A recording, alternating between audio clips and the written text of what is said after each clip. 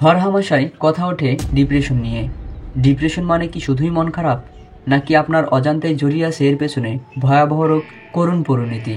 হোক পারিপার্শ্বিক অবস্থা, দুশ্চিন্তা কিংবা একঘেয় জীবন, বা হতে পারে নিজেকে নিয়ে হীনমন্যতায় ভুগতে থাকা। এসব যখন মানসিক অবস্থার উপর চাপ সৃষ্টি করে তখন দেখা দেয় বিষণ্ণতা বা মানসিক চাপ, যাকে বলে ডিপ্রেশন। তবে অনেকেই একে কেবল মন খারাপ বলে সংজ্ঞায়িত করে থাকেন। বিষয়টি নিয়েও যে কথা বলা জরুরি, মনের যে রোগ হতে পারে তাতে কেউ বিশ্বাসী নয়। আর এখানেই অধিকাংশ মানুষ নিজেকে ঠেলে দেন মানসিক ব্যাধির দিকে। তবে প্রশ্ন হলো, আসলেই মন খারাপ মানেই কি ডিপ্রেশন? উত্তর না। বিজ্ঞানীদের ভাষায় কোনো কিছু নিয়ে মন খারাপ বা দুঃখ প্রকাশ করা মানেই ডিপ্রেশন নয়। ডিপ্রেশন বা মানসিক রোগ শুরুর প্রথম স্তর বলা যেতে পারে মন খারাপ হওয়া, যা ধীরে ধীরে আপনাকে গ্রাস করে ফেলে আর ঠেলে দেয় এই মানসিক ব্যাধির দিকে। কম বেশি জীবনে সবাইকে কঠিন সময় দিয়ে যেতে হয়, পরিস্থিতি থেকে বেরিয়ে আসতে হয়, কাটিয়ে উঠতে হয়। অনেকেই সেটা পারেন, আবার অনেকেই সেটা পারেন না। তখন এক ধরনের শূন্যতা আপনাকে গ্রাস করতে থাকে। আর এই অনুভূতি দীর্ঘ সময়ের জন্য হতে থাকলে এতটাই মারাত্মক আকার ধারণ করে, যার পরিণতি দাঁড়ায় ভয়াবহ এবং করুণ।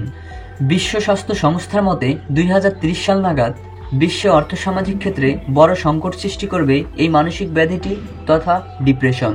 তারা এক জরিপে উল্লেখ করেছেন, নিম্ন আয়ের দেশে বা মধ্যম আয়ের দেশে বসবাসকারী 75%-এরও বেশি মানুষ বিষণ্ণতা চিকিৎসা নিতে বাধাগ্রস্ত হচ্ছেন। আমেরিকান সাইকিয়াট্রিক অ্যাসোসিয়েশন এই মানসিক অবসাদ বা ডিপ্রেশনের 9টি লক্ষণ চিহ্নিত করেছেন। তারা বলেছেন, এই লক্ষণগুলো 2 সপ্তাহ বা তার চেয়ে অধিক সময় থাকলে ধরে নিতে হবে আপনিও মানসিক অবসাদের শিকার হয়েছেন। এবার লক্ষণগুলো কি তা নিয়ে কথা বলি।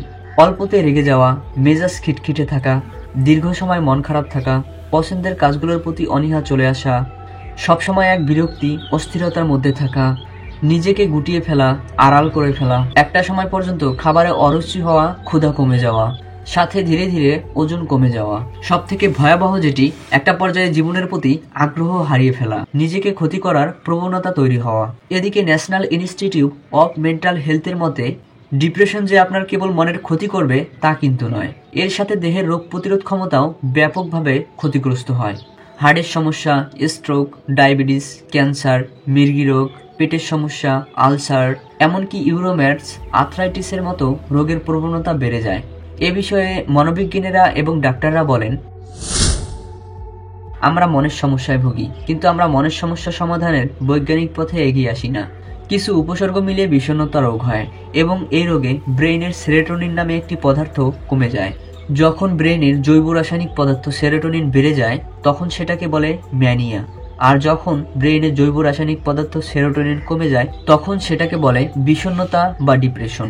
স্ট্রেসকে আমরা দূর করতে পারবো না, কিন্তু এটাকে আমরা মোকাবেলা করতে পারি, নিজেকে শাসন করতে পারি। নিজের সমস্যা নিজের ভেতরে না রেখে একটু প্রকাশ করা, কারোর সাথে আলোচনা করা এবং ডিসকানেক্ট হয়ে না যাওয়া, এগুলো খুবই গুরুত্বপূর্ণ স্ট্রেস কমানোর জন্য। স্ট্রেস কমলে আমাদের দেহের দৈহিক রোগও কমবে, এটা প্রমাণিত সত্য। পজিটিভ থাকতে হবে সব সময়, নিজের মধ্যে থেকেই ইতিবাচক খুঁজে বের করতে হবে, নিজেকে সময় দিতে হবে, চেষ্টা করতে হবে চিন্তা ভাবনার পরিবর্তন আনার। এছাড়াও এই সময়টাতে সামাজিক বন্ধন এবং বন্ধুত্ব প্রবলভাবে দরকার। তাদের সাথে সমস্যার কথা খুলে বললে, পরিবার আপনজনের সঙ্গে বেশি বেশি সময় কাটালে সহজেই কিছুটা হলেও মানসিক চাপ কমানো সম্ভব। আবার সালাত আদায় করা, মেডিটেশন করা খুব কার্যকরী। নামাজ মনকে প্রশান্তি দেবে এবং মাংসপেশিকে শিথিল করবে। আর মনের প্রশান্তির জন্য প্রকৃতি উপভোগ করা শ্রেয়। কোথাও ঘুরতে যান। একই সাথে নিয়মিত এবং পর্যাপ্ত ঘুম শরীরের ক্লান্তি দূর করে, মনকে প্রফুল্ল রাখে। এক্ষেত্রে খাবারের দিকেও বিশেষ মনোযোগ দেওয়া উচিত। পরিমিত সুষম খাদ্য, ফল, শাকসবজি, প্রোটিন, প্রচুর পরিমাণে পানি পান করতে হবে। যতটা সম্ভব তেলে ভাজা খাবার, ঝাল, শর্করা, চর্বি, সিগারেট, কফিন, অ্যালকোহল ইত্যাদি পরিহার করতে হবে। ভালো থাকবেন আজকে এ পর্যন্তই। যদি ভালো লাগে ভিডিওটি তাহলে শেয়ার করবেন, কমেন্ট করবেন, আপনার মতামত জানাবেন। আপনি কোন বিষয়ের উপর ভিডিও চান সেটা কমেন্ট করে বলতে পারেন, আমি সে বিষয়ে আলোচনা করব ইনশাআল্লাহ।